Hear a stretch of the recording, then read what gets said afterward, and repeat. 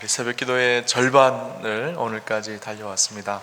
남은 3일 믿음으로 승리했으면 좋겠고요. 또 오실 때 혼자 오지 마시고 남편도 깨워오시고 아내도 깨워오시고 우리 이웃집에 있는 권사님들도 깨워서 그렇게 마지막까지 승리하는 그런 복된 새벽 기도 되었으면 좋겠습니다.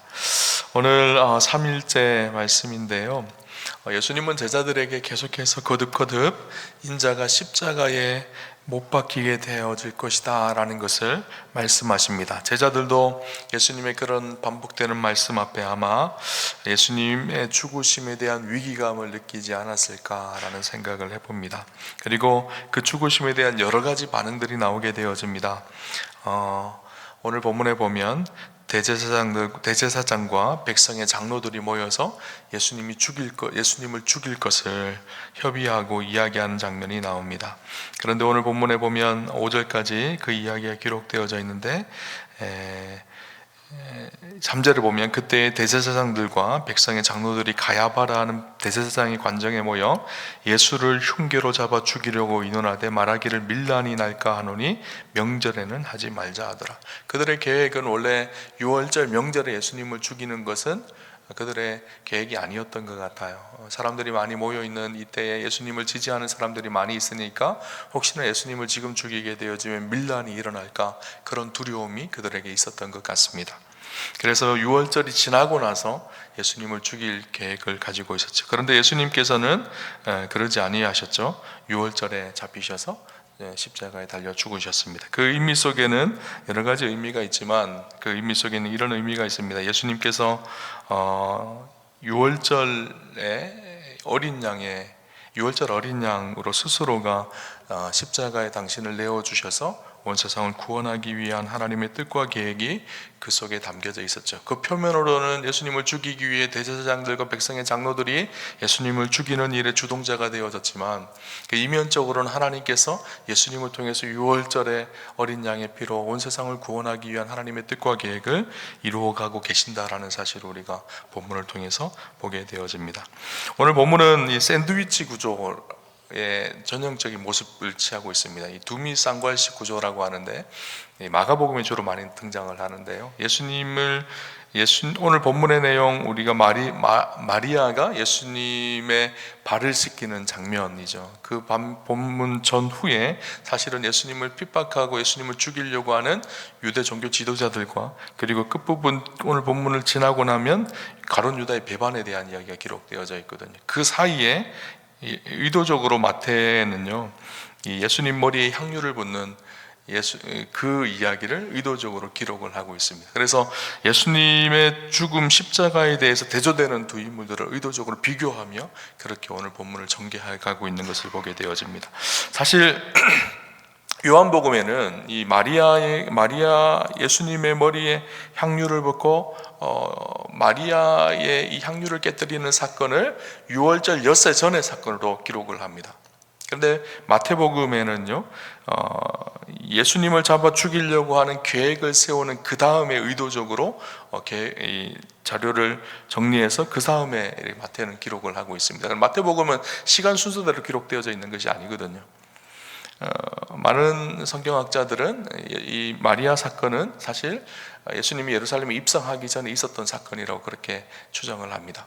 그런데도 불구하고 오늘 이 수요일날 이 본문을 나누는 이유는요, 사실은 1절부터 5절까지 내용 있었던 사건을 대조하기 위해서 마태의 저자는 이 본문을 그 다음에 기록을 하고 있는 것입니다. 그래서 오늘 함께 이 말씀을 나누면서 이 마리아의 사건이 예수님이 십자가의 사건과 어떤 의미가 있는지를 좀 나누면 좋겠다라는 생각을 해봅니다. 우리가 첫째 날 나누었던 사건은 여러분 기억나시나요? 무화과 나무를 저주하신 예수님의 사건, 그리고 성전을 청결하게 하셨던 사건. 어제는 기억나시죠? 감람산 강화, 감람산의 제자들에게 마지막 때에 있을 그 징조를 이야기하시고 열처녀 비유에 대한 이야기를 나누었습니다. 원래 수요일은 침묵의 날이었습니다. 예수님께서 하셨던 행적이 아무것도 기록되어져 있지 않습니다. 오늘 그럼에도 불구하고 오늘 본문을 함께 나누면서 고난주간을 보내며 우리의 모습이 어때야 되는지를 함께 좀 깊이 묵상해보는 시간이 되었으면 좋겠습니다. 예수님께서 예루살렘에 입성하기 전날 유월절 여세 전에 베다니 나병 환자의 집에 들어가셨습니다. 그들과 함께 식사하실 때 향유옥합을 깨뜨렸죠. 오늘 본문에는 이 여인의 이름이 등장하지 않습니다. 한 여자라고만 등장을 하고 있습니다. 이 여자가 누구인지 요한복음은 구체적으로 이야기하는데 요한복음 12장 3절을 보면 마리아는 지극히 비싼 향유 곧 순전한 나도 한 근을 가져다가 예수의 발에 붓고 자기 머리털로 그의 발을 닦으니 향유 냄새가 집에 가득하더라, 그렇게 기록을 하고 있습니다. 이스라엘은 결혼을 준비하는 이 처녀들이 그 결혼 예식을 위해서 준비하는 예물 한 가지가 값비싼 향유였습니다. 그 향유를 옥합에 모읍니다. 그 향유는 아주 값비싸고 좋은 향이 나는 나드 향유입니다. 동방에서 구할 수 있는, 주로 인도에서 구하는 향유라고 합니다. 아주 값비싸고 그 향이 짙은 향유죠. 그것을 옥합에 채웁니다. 이 옥합은 아주 귀중한 병이었는데 주둥이가 좁고 긴 항아리로 되어져 있습니다. 그래서 그곳에 향유가 가득 차면 위에 초로 밀라보라에서 완전히 밀봉을 했다고 합니다. 그래서 살면서 어려운 일이 생기거나 그것을 팔아 문제를 해결하기 위한 도구로도 사용되기도 하는데, 이 여인들은 결혼을 준비하기 위해서 주로 그 향유옥합을 준비하였다는 것이죠. 성경을 보면 마리아의 가정이 그렇게 넉넉하지 못합니다. 마르다와 오라버니 나사로가 살았던, 그래서 부모가 없었던 그런 가정이었던 것 같아요. 그의 삶이 그렇게 넉넉하지 못한 상황 속에서 이 향유옥합을 준비하였다라는 것은 그의 삶 속에 아마 가장 가치 있고 가장 중요한 것을 준비한 것 같습니다. 요한복음에 보면 이 향유옥합의 가치를 300데나리온이라고 표현을 하고 있거든요. 300데나리온은 1데나리온은 하루 품삯입니다. 그래서 300데나리온이면 1년 연봉 정도 되는 금액이겠죠. 요즘으로 하면 뭐 3천만 원, 4천만 원, 5천만 원 이 정도 되는 금액일 거예요. 그렇게 아주 값비싼 것이죠. 어떻게 보면 마리아에게는 그가 가지고 있는 전부가 바로 이 향유옥합이었을 것입니다. 그것을 예수님 발 앞에 깨뜨리는 것이었었어요. 마리아가 이 향유옥합을 예수님께 깨뜨렸다, 이 표현은요, 마리아가 가지고 있는 사실 전부를 예수님께 다 드렸다라는 고백인 것이죠. 마리아가 이렇게 전부를 드릴 수 있었던 이유가 무엇일까요? 예수님을 사랑하였기 때문입니다. 그 의미 속에는 예수님의 사랑을 받는 여인이었기 때문인 것이죠. 마가복음에 보면 이 여인에 대한 이야기를 기록하면서 7 귀신 들렸던 여인이었다라는 것을 구체적으로 밝힙니다. 마리아는 7 귀신 들렸던 그런 인생의 소망이 끊어진 인생이었었어요. 절망에 갇혀 어둠에 갇혀서 살 소망이 끊어져서 죽음으로 가고 있었던 그의 인생 가운데 예수님이 찾아오셔서 그 귀신을 쫓아내시고 그 여인을 자유케 하시고 회복케 하시고 구원하신 놀라운 은혜를 입은 여인이 바로 이 여인이었습니다. 그 사랑과 은혜가 너무너무 컸던 것이죠. 또 우리가 잘 알듯이 마리아의 오라버니가 누구죠? 나사로입니다. 죽었던 나사로, 그 가정의 가장처럼 사랑하는 두 동생들을 키우며 지키며 했던 그 오라버니가 죽었을 때 그 오라버니를 살려내신 분도 주님이십니다. 마리아는 그 은혜를 경험한 것이죠. 세상에 비교할 수 없는 하나님의 놀라운 사랑, 특별한 사랑과 은혜가 있었던 그 주님을 향한 사랑의 반응이 무엇이었는가 하면 자기의 전부를 깨뜨려서 주님께 드리는 일이었습니다. 한번 그런 생각을 해봤어요. 이 향유가요, 나드 향유가 아주 진한 향기가 나는 값비싼 향유잖아요. 아마 예수님의 발을 씻기기 위해서 이 향유를 붓는다 그러면 아마 한두 방울 떨어뜨리면 아마 그 물에 향이 가득하게 되어졌을 것 같다라는 생각입니다. 그런데 그 향유 나드를 완전히 깨뜨려서 부었다라는 것은 무슨 의미일까요? 전부를 드렸다라는 거예요. 한두 방울이 아니라 자기가 갖추고 있는 가치의 전부를 내어드렸다라는 거예요. 그만큼 주님을 사랑했고 그 사랑에 대한 반응이 자기의 전부를 쏟아놓는 일이었던 것이죠. 오늘 이 마리아처럼 사실 오늘 우리도 그런 은혜를 입은 존재입니다. 죄인 되었고 고통 속에 허덕이다가 어둠의 권세에 매여 세상의 권세에 묶여서 죽을 수밖에 없었던 우리의 인생이었죠. 그러나 하나님께서 우리를 사랑하셔서 십자가의 고통을 당하시고 우리를 위해서 기꺼이 자신의 삶을 내어드린 그 놀라운 사랑과 은혜를 받은 존재가 우리입니다. 그 사랑을 받은 우리가 마땅히 해야 될 일 한 가지가 무엇인가 하면 하나님 앞에 내 삶을 깨뜨리는 일입니다. 이 깨뜨린다라는 말은 첫 번째 의미가 무엇인가 하면 우리의 전부를 드린다라는 거예요. 내가 가지고 있는 한 부분을 드리는 것이 아니라 내 삶 전부를 드리는 것입니다. 왜냐하면 그분이 나를 위해서 전부를 주셨기 때문이에요. 하나님께서 그 아들 독생자 예수 그리스도를 이 땅에 보내셨습니다. 우리가 잘 아는 것처럼 요한복음 3장 16절에 하나님이 세상을 이처럼 사랑하사 독생자를 주셨으니 이는 저를 믿는 자마다 멸망치 않고 영생을 얻게 하려 하심이라. 향유를 가지고 나온 마리아의 모습이 사실 우리의 모습이어야 되는 것이죠. 말씀을 묵상하면서 바울의 고백이 생각이 났습니다. 바울이 빌립보 3장 8절에 이렇게 얘기하죠. 또한 모든 것을 해로 여김은 내 주 그리스도 예수를 아는 지식이 가장 고상하기 때문이라. 내가 그를 위하여 모든 것을 잃어버리고 배설물로 여김은 그리스도를 얻고 라고 고백합니다. 바울은 죄인 중에 죄인이었고 죄인의 괴수였던 자신을 구원하신 그 하나님의 은혜, 자신을 찾아오셔서 이제는 이방인을 구원하는 사도로 부르심을 받은 그 놀라운 은혜 때문에 뭐라고 고백하는가 하면 모든 것을 다 잃어버리고 배설물로 여기겠다. 그렇게 한 이유가 무엇인가 하면 그리스도를 얻기 위해서라고 고백을 하죠. 자기의 전부를 깨뜨리고 주님 앞에 오직 한 길 표대를 향하여 멈추지 않고 그 길을 달려가겠다고 바울을 고백하고 있습니다. 바울은 전부를 그리스도 앞에 내어드리겠다고 그렇게 이야기를 하고 있습니다. 하나님이 원하시는 것은요, 우리의 물질, 우리의 시간 이것뿐만 아니라 사실 우리 자신을 원하는 것이죠. 우리의 전부를 원하십니다. 그래서 로마서 12장 1절에 그러므로 형제들아 내가 하나님의 모든 자비하심으로 너희를 권하노니 너희 몸을 하나님이 기뻐하시는 거룩한 산제물로 드리라. 우리를 드리라는 거예요. 우리 몸을 하나님이 기뻐하시는 거룩한 산제물로 드리라.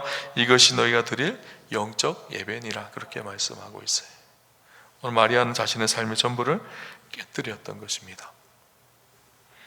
그리고 주님께 드린다라는 것은요, 단순히 사라지는 것만이 아닙니다. 고린도후서 9장 10절에 보면 심는 자에게 씨와 먹을 양식을 주시는 이가 너희 심을 것을 주사 풍성하게 하시고 너희의 의의 열매를 더하게 하시느니라. 심는 것에서 멈추는 것이 아니라 심을 것을 주시고 풍성하게 하시는 분이 하나님이시라는 거예요. 우리가 우리의 것을 깨뜨려서 주님 앞에 드리면 그분이 우리의 인생을 풍성하게 하시고 우리를 새롭게 하시는 은혜를 내어주신다라는 것을 이야기합니다. 하나님의 그 사랑과 은혜를 받은 우리의 삶에 마땅한 자세가 우리의 삶을 깨뜨리는 일입니다. 여러분, 전능자의 그늘이라는 책을 아시죠? 이 영화로 나온 창끝이라는 영화, 짐 엘리엇 선교사님에 대한 이야기입니다. 그분이 쓴 책에 보면 그분의 아주 중요한 인생의 좌우명처럼 나오는 이야기가 있습니다. 영원한 것을 얻고자 영원할 수 없는 것을 버리는 자는 바보가 아니다. 영원한 것을 얻고자 영원할 수 없는 것을 버리는 사람은 바보가 아니라는 거예요. 인생의 참된 가치를 얻기 위해서 세상의 것을 기꺼이 버릴 수 있는 사람은 어리석은 사람이 아니라는 것이죠. 이 향유를 깨뜨리는 이 여인의 모습이 사실 얼마나 어리석어 보입니까?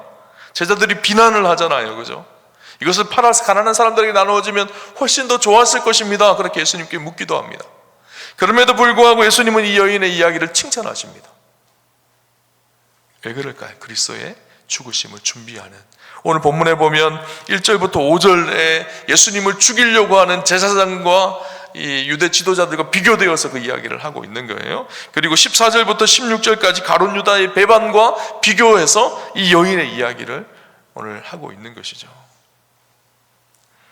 여러분, 그리스도를 위해서 우리의 삶을 깨뜨리는 일은요, 결코 어리석은 일이 아니라는 거예요.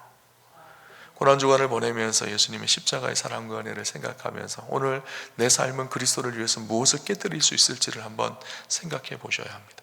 이 깨뜨린다는 의미는 우리의 삶의 전부를 드린다라는 의미도 있지만 또 한 가지 아주 중요한 의미가 있습니다. 그것이 무엇인가 하면 나의 고집스럽고 제약된 자아를 주님 앞에 깨뜨린다라는 의미도 담겨져 있습니다. 사실 우리가 가장 귀하게 여기는 것이 무엇일까요? 내 자신이에요. 내 마음이고 내 생각, 나의 뜻, 나의 자아입니다. 근데 이 향유옥합이 깨어질 때 그 안에 있는 옥합이 깨어질 때, 옥합이 귀중한 것이지만 옥합이 깨어질 때 그 안에 있는 향이 발하기 시작합니다. 깨어질 때 아름다운 향이 퍼져가기를 시작합니다. 마찬가지입니다. 우리의 인생, 우리가 굳게 붙들고 있었던 나의 자아가 그리스도 안에서 깨어지기 시작할 때 내 안에 그리스도의 향기가 나타나기 시작하죠. 내가 꼭 붙들고 있었던 세상적인 고집과 아집이 깨어지기 시작할 때 내 안에 있는 그리스도의 뜻이 드러나기 시작하는 것이죠. 우리가 잘 아는 말씀이 있죠. 갈라디아서 2장 20절에 보면 내가 그리스도와 함께 십자가에 못 박혔나니 그런즉 이제는 내가 사는 것이 아니 오직 내 안에 그리스도께서 사시는 것이라. 이제 내가 육체 가운데 사는 것은 나를 사랑하사 나를 위하여 자기 자신을 버리신 하나님의 아들을 믿는 믿음 안에서 사는 것이라. 예수님께서 자기 자신을 버리신 십자가에 자기 자신을 버리셨다고 이야기하고 있습니다. 이 버리신다라는 이 고백이 어떤 고백일까요? 깨어졌다라는 거예요. 예수님이 우리를 위해서 깨어지셨어요. 하늘의 모든 권세와 영광을 깨뜨리셨어요. 그리고 낮아지셔서 우리를 위해서 섬기셨어요. 이사야 53장 5절도 마찬가지입니다. 그가 찔림은 우리의 허물 때문이요 그가 상함은 우리의 죄악 때문이라 이렇게 말하고 있죠. 여기서 상함이라는 말이 히브리어로 다카라는 말로 기록되어져 있는데 이 다카라는 말이 무슨 말인가 하면 무너지다, 깨어지다 라는 말이에요. 그리스도께서 깨어지셨어요. 우리를 위해서 깨어지셨어요. 주님이 우리를 사랑하셔서 자신을 깨뜨리셔서 우리를 구원하시고 우리를 은혜 가운데 서게 하셨어요. 그 은혜를 누린 우리의 삶의 자세가 어때야 될까요? 그리스도를 위해서 우리의 삶의 자아를 깨뜨리는 거예요.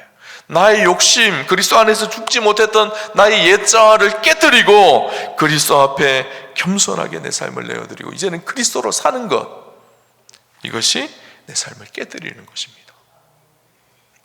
토저 목사님이 쓴 내 자아를 버리라 라는 책에 보면 이런 이야기가 나옵니다. 많은 그리스도인들이 십자가를 통해 구원받았다고 말하지만 정작 자신이 더 중요하고 자아가 살아있는 사람이라면 그런 예수를 진정으로 믿는 것이 아니다. 나 자신에 얽매여 있는 자아중심적인 삶에서 벗어나야 십자가와 부활을 통과하신 예수 그리스도와 하나가 될 수 있다. 예수를 믿는 것은 자아를 십자가에 못 박는 것이다.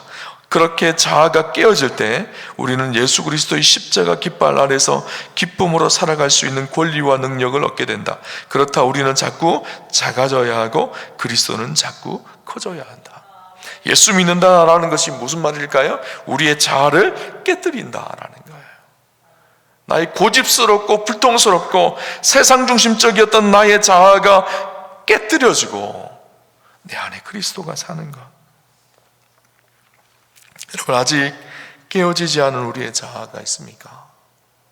고난주간을 보내며 여전히 꼭 붙들고 있는 고집스럽고 아집스럽던 세상 중심적이었던 나의 자아가 깨어지는 역사가 저와 여러분 가운데 있으시기를 주님 이름으로 축원합니다. 내가 깨어질 때 그리스도의 영광이 드러나기 시작합니다.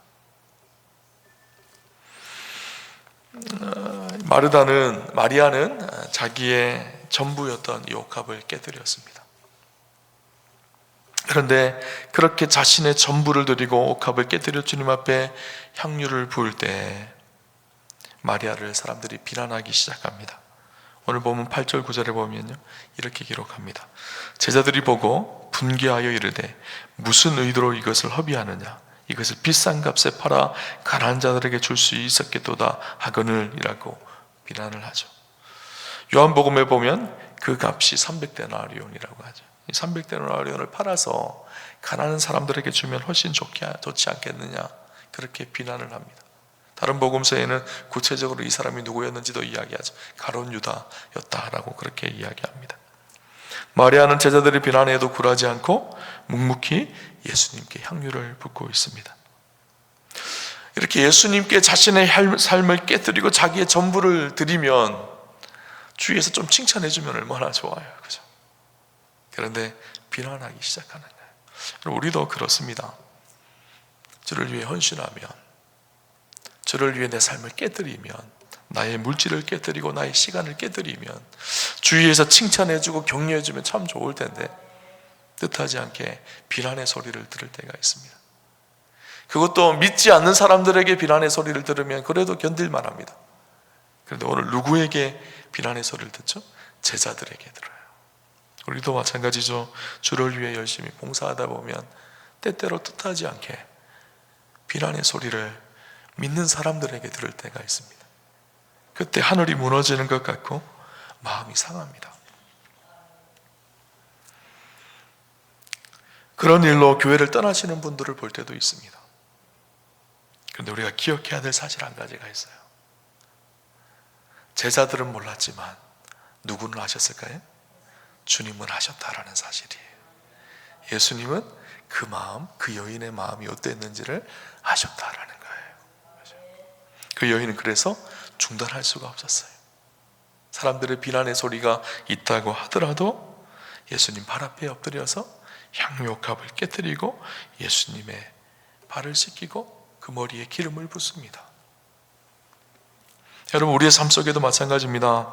주의 일을 하다가 내 삶을 깨뜨릴 때 때때로 나는 희생하고 헌신한다고 생각을 했는데 뜻하지 않은 비난의 소리를 들을 때가 있습니다. 여러분, 그때 멈추지 마십시오. 하나님 우리의 중심을 보고 계시거든요.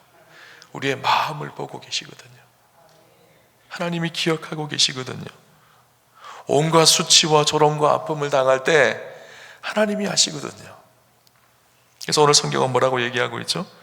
예수님께서 이 여인을 칭찬하세요. 오늘 본문을 볼까요? 오늘 본문 13절 같이 한번 보도록 하겠습니다. 13절 같이 보겠습니다. 내가 진실로 너에게 이르노니 온 천하에 어디서든지 이 복음이 전파되는 곳에서는 이 여자가 행한 일도 말하여 그를 기억하리라 하니라. 아멘. 예수님께서 뭐라고 말씀하시죠? 복음이 증거되어지는 곳마다 이 여인이 행한 일들이 기억하게 되어질 것이다. 주님이 아셨고 복음이 전파되어지는 이 복음이 증거되어질 때마다 이 여인이 행했던 옥합을 깨뜨렸던 이 일들이 기억되게 하여서 어떻게 될까요? 수많은 이 여인과 같은 사람들이 일어나서 여전히 자신의 옥합을 깨뜨리고 주를 위해 살아가는 사람들이 계속적으로 세워질 것을 예수님은 이야기하고 있는 것이죠. 사람들은 예수님을 비난하였습니다. 유대의 종교 지도자들이라고 하는 사람들이 예수님을 핍박하고 예수님을 죽일 궁리를 하였습니다. 예수님을 사랑하는 제자들, 그 제자들은 오늘 14절부터 16절까지 가룟 유다의 이야기가 나오죠. 예수님을 어떻게 팔아버릴까? 자기의 뜻과 자기의 생각에 맞지 않는 메시아를 어떻게 팔아버릴까 생각하고 있었어요. 나머지 12제자들은 다 어떻게 했죠? 다 뿔뿔이 예수님이 십자가에 달리실 때 다 도망가고 그리고 다 사라져버렸어요. 그러나 그 자리를 끝까지 묵묵히 지켰던 여인이 있습니다. 바로 마리아였었어요. 자기 향유옥합을 깨뜨렸던 이 여인, 그 여인은 예수님의 그 사랑과 은혜에 날마다 너무 감사하여서 마지막까지 그 십자가의 자리를 묵묵히 지키며 주님 옆에 서 있었던 마리아의 모습을 보게 되어지죠. 오늘 마리아의 모습을 보면서 그런 생각을 해봤습니다. 예수님께서 이 여인의 믿음을 칭찬하셨고 마리아를 칭찬하셨던 것처럼 오늘 저와 여러분의 인생이요, 그렇게 주를 위해 살다가 우리 향유옥합이 깨어지고 주를 위해 우리의 삶을 드릴 때 마리아처럼 그렇게 칭찬받는 그런 인생이 되는 축복이 있으시기를 주님 이름으로 축원합니다. 말씀을 보면서 이런 생각이 들었습니다. 특이한 것은요, 요한복음엔 이 여인의 이름을 구체적으로 마리아라고 그렇게 이야기를 합니다. 그런데 오늘 본문에는 어떻게 기록하고 있죠? 여인이라고 기록을 하고 있어요. 한 여자 이렇게 표현하고 있습니다. 이름을 구체적으로 이야기하고 있지 않아요. 마가복음에도 마찬가지입니다. 마가복음에도 이 한 여자, 한 여인 이렇게 기록을 합니다. 요한복음에는요 마리아라고 그 이름을 구체적으로 기록을 합니다. 그렇다면 왜 마태와 마가는 한 여자, 한 여인 이렇게 기록을 했을까요? 마태는 마리아라는 사실을 몰랐을까요? 아니요. 예수님께서 마리아, 마르다, 나사로의 가족과 너무너무 사랑하는 친구처럼 지내던 그런 가족이었기 때문에 제자들도 다 알고 있었을 거예요. 그 옥합을 깨뜨렸던 여인이 누구인지를 알고 있었을 것입니다. 그런데 왜 의도적으로 마태와 마가는요 마리아라는 이름을 빼버리고 한 여자, 한 여인 이렇게 기록을 하고 있을까요? 곰곰이 한번 묵상을 해봤어요. 왜 이렇게 한 여자, 한 여인 이렇게 기록을 했을까? 그렇게 한 여인, 한 여자라는 표현은요, 단지 마리아만을 의미하는 것이 아니라 오늘도 그렇게 주를 위해 살아가고 주를 위해 향유 옥합을 깨뜨렸던 한 여자, 너무너무 연약하고 부족하고 사람들이 알아주지 않는 지극히 연약한 한 여인, 그 여인을 대표적으로 상징적으로 의미하는 이야기입니다. 그 한 여자, 한 여인, 그 한 사람의 이름에 우리가 들어갈 수 있을까라는, 우리가 들어갈 수 있다라는 이야기죠. 주의 일을 위해서 쓰임 받는 사람은 대단한 대제사장도 아니었고 위대한 종교 지도자도 아니었고 가날표기에 한이 없는 너무너무 연약하고 부족했던 한 여인, 귀신 들려서 사람들에게 미친 자라고 취급받았던 그 한 여인, 그 한 여인을 통해서 주님은 주님의 죽음을 준비하셨던 거예요. 한 여인의 이름에 들어가야 될 사람이 누굴까요? 우리예요. 우리. 연약한 한 사람, 지극히 부족한 한 사람, 그 한 사람을 통해서 하나님은 영광을 받기를 원하시는 것이죠. 예일대학교 역사신학자였고 선교신학자였던 라트렉 교수는요, 그분의 책에 기독교 역사라는 책에 이렇게 이야기합니다. 교회를 지켜온 사람들, 그들은 신학자가 아니다, 정치가도 아니다, 부유한 사업가도 아니다. 이름 없이 주의 제단에 사랑을 바친 수없이 많은 성도들, 바로 그들이 교회의 주인들이다. 믿음의 사람, 대단한 신학가, 대단한 목회자가 아니라 이름 없이 빛도 없이 그 자리를 묵묵하게 지키며 자신의 인생을 깨뜨려 죽게 드린 그 한 사람, 그 한 여인, 그들을 통해서 하나님의 역사는 이루어져 가고 있다라는 거예요. 이 말씀을 묵상하며 생각났던 찬송가가 있습니다. 찬송가 323장, 우리가 잘 아는 찬양이죠. 3절 가사가 어떻게 되는가 하면요, 존귀 영광 모든 권세 주님 홀로 받으소서, 멸시천대 십자가는 제가 지고 가오리다. 그 다음 가사가 뭐죠? 이름 없이 빛도 없이 감사하며 섬기리다. 이름 없이 빛도 없이 감사하며 섬기리라. 이름이 드러나지 않아도, 자기가 조명되지 않아도, 이름도 없이 빛도 없이 한 여인이라고 불렸던 이 한 사람의 이야기가 고난주간이 되어지면, 예수님의 십자가의 복음에 대한 이야기가 드러나기 시작하면 이 여인의 이야기는 여지없이 우리에게 들려지게 되어집니다. 오늘 이 시대에 하나님은 이 한 여인을 찾고 계십니다.